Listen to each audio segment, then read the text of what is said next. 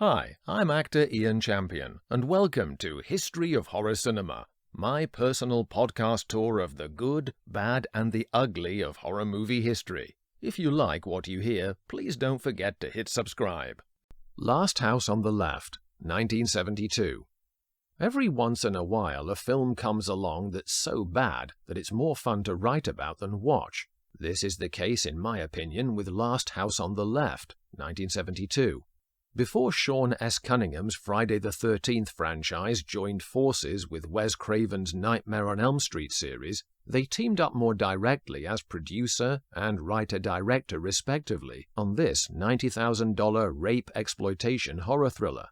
To those who don't know its reputation, this may seem a mouth-watering prospect, until you see it. To avoid fainting, keep repeating to yourself, "It's only a movie," shrieks the infamous poster tagline. Don't worry, it's arguably much less. The plot can be boiled down to simply this. Two young, healthy, personable women go out for the night and are tricked into being tortured to death by a gang of psychopaths. The group then target the parents of one of them, which leads to their comeuppance.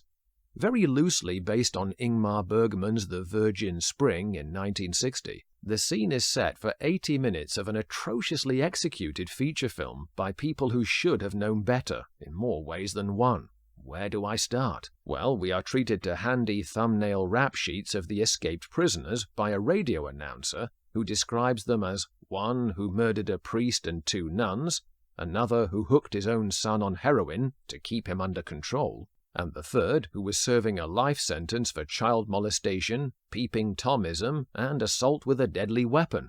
They are also accompanied by a sadistic young woman who is just as amoral as the men. The capture, extended torture, and murder of the two women manages to be badly acted, dull, and offensive in equal measure.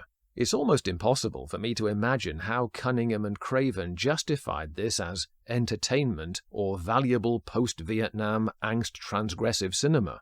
Only David Hess, who doubled as both lead actor and composer-performer of the ironically sweet country songs, as the first of his oeuvre of modern horror movie psychos, gives a half-decent committed performance, wearing a chilling perpetual grin for most of the second half as he gleefully dominates the sordid mayhem. The rest of the cast performs sleepily as if overdosed on cough mixture.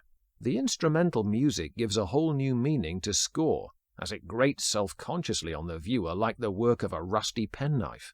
Often the single-finger Moog synth plinkings are comparable to letting a cat wander across a keyboard. And, for stupefying inappropriateness, listen to the comedy single notes timed with the knife stabbings to the chest of one of the women. Maybe they figure a clown's car horn would have enhanced the concentration camp scenes in Schindler's List. I can reserve a morsel of charitable feeling for Martin Kove, later to rescue himself with The Karate Kid and TV's Cagney and Lacey amongst others, who plays a dim-bulb sheriff's deputy with excruciating unsubtlety. He and his boss spend most of the film ambling along on the outskirts of the plot as a slow-witted, bumbling twosome, as though their scenes were spliced in from a 70s porn film. Fortunately, they arrive too late to stop the only highlight of the film, a climactic shotgun versus chainsaw fight between Hess and the main female victim's father, whose home the gang charmed their way into. More could have been made of this final section, as the father turns out to be a surgeon with the MacGyver-esque resourcefulness to trap his invaders. In case you feel the ending swerves off the road into respectful professionalism, never fear, since the end credits steer us back on the road to shame by displaying sunny clips of each named cast member, underscored by more upbeat country music.